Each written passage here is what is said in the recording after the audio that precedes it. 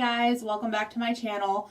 So excuse the undone hair and the no makeup. I just got home from work and took a shower.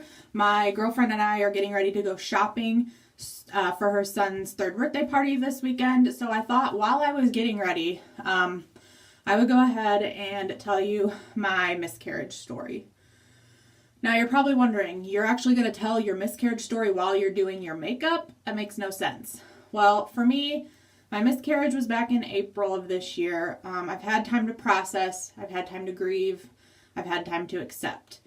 I'm not saying that I'm over it in any way because I'm not. I think about it every single day, but I'm at the point now where I don't really cry anymore. And I know that kind of sounds heartless, but it's not. I don't think it is anyway. I'm sure if you've had a miscarriage, you've probably come to terms with it. You know, we're trying again, which makes this journey a little bit more exciting. Although I wouldn't call it exciting, but I mean, at least we're getting somewhere. So I thought I would go ahead and get ready while I tell you the miscarriage story. So back up to March of this year. My girlfriend and I, same one I'm going out with tonight, were going to go out and we were going to have a couple drinks. And I was 8 DPO at the time.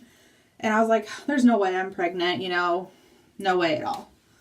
My mirror is literally over here. I have mirrors all around me, so if I'm not looking at the camera, I'm sorry.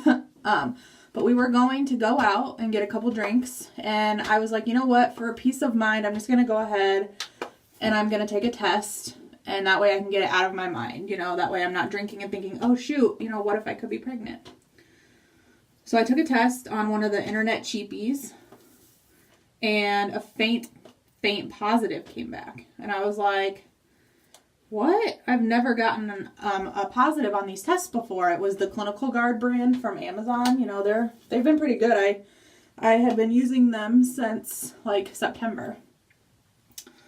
So I didn't have any of like the first responses or anything like that, or the Clear Blues digital ones. So I ran to the store and I got a box. I got a Clear Blue line test digital and a first response and a digital. And I took all of them at the same time because I'm crazy like that. And all of them came back positive with lines, yes, and a pregnant. And I was like in total shock. I did not expect it. I had no symptoms whatsoever besides my boobs were kind of sore, but I just assumed it was from the progesterone that I was taking. So that's the story of how the beginning of it, how I found out I was pregnant. Fast forward to April. My husband and I were getting ready to go out of town to go to a baseball game down in St. Louis, Missouri. And I woke up one morning and I had some light pinkish spotting.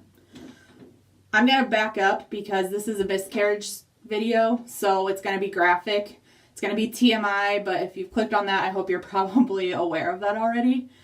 But I just wanted to give you a heads up. So I had some pink spotting and I was like, oh no, like, you know, I've heard it can be normal, you know, within your first trimester of pregnancy, that it's normal to spot, normal to bleed a little bit. But me being the worry wart that I am, I panicked. I called my doctor, who I don't think for how long it took us to get pregnant, I was not closely monitored like I should have been. And she even said that after the miscarriage. She's like, I wish I would have monitored you better. Yeah, thanks. I'm now seeing a new doctor. But, you know, the nurse was just like, you know, that's normal. It could be because of the progesterone suppositories you're taking. You know, those can irritate your cervix. They can make you bleed, etc. So I was like, okay, whatever. This was on a Thursday. So Friday, my husband and I went out of town. Which looking back now, I kind of wish I just would have stayed home and rested, because not saying that contributed to the miscarriage, but you know, you always think the what ifs. So we went out of town, enjoyed our weekend. I got home, we got home Sunday, and in the middle of the night, Monday, I woke up and I was like, you know, what is this? And there was some more spotting. It was a little bit more than what it was the previous week. So I called again and I said, look, can I get in for an early ultrasound? At this point, I was almost 7 weeks. I was like 6 weeks and like 5 or 6 days. And they said, no, like, we're not going to bring you in because, you know, we might not be able to see a heartbeat. And, you know, that would just make you worry even more. It's normal, da da da da. So I was like, okay, you know, fine, whatever. So fast forward to the next night, Tuesday night. This is where it all starts.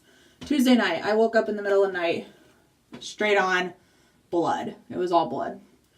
And I was like, this is not normal. I just had a gut feeling it was not normal. So I called the office, or actually it was in the middle of the night. I called the on-call nurse, and she said, you can, either you can go to the emergency room, or you can wait until your doctor's office opens in the morning, get in and get an ultrasound. And I said, well, they told me yesterday I couldn't get in for an ultrasound because I was too early. And she said, you need to get in for an ultrasound. That's plain and simple. She said, you can either go to the emergency room and spend thousands and thousands of dollars, or wait a few hours and go when they open. And at that point, she pretty much just said, if you're miscarrying, there's nothing that we can do at this point. So, go ahead and just wait would be my suggestion. So I said, okay. So called my doctor's office right when they opened in the morning. They got me in 2 hours later. My husband couldn't be with me because he's a teacher and he couldn't just call off work like that. So my best friend came with me. Thank God, because what's going to happen next, I couldn't imagine going through alone. So we get in there and I'm getting a vaginal ultrasound done, and I look on this, she puts it in, and immediately I see the baby, and I was like, oh my God, this is amazing. But I noticed that, it was just sitting. There was no movement whatsoever. I didn't see a heartbeat or anything, but I was like, well, maybe, this is my first time ever seeing this. Maybe I'm not looking at it right. So she messes around, goes to a couple different screens, moves the wand around, etc. And at this point, I'm sitting there thinking there's no heartbeat. And it seemed like she was poking around at me forever. So it probably was about 5 minutes, but it seemed like forever. She says, I'm not finding a heartbeat. And I didn't go in there expecting to see a heartbeat. I'm just going to throw that out there. They had just told me they might not see one. At this point, I was 7 weeks and 1 day. And I was actually measuring 7 weeks and 4 days. So I was like, oh, I'm measuring ahead. That's great. Well, she was like, no, because you're measuring ahead, that means that there was a heartbeat and now there's not, which means the baby is not, this pregnancy isn't viable. And I just burst into tears, obviously. Wouldn't you if you were just finding this out? So she goes out of the room. I get dressed. I sit there in my best friend's arms and just sob. It was terrible. And all I could think about was I have to call my husband while he's at work and tell him. And like I said, he's a teacher. So he's in front of a bunch of kids. So the sonotech comes back in and she says, all right, you're going to meet with one of our midwives now, and she's going to go over your options. And I said, okay. So I met with her, decided that I was going to try and let the baby pass naturally. I didn't want to do surgery. I didn't want to take the medicine. I had heard terrible things about both, and I just did not want to go through that. Either one of those options. And this was on a Wednesday. So I called into work, told my boss what was going on. She told me to stay home the rest of the week, and that's what I did. I stayed home, I stayed in bed, and I did not do anything.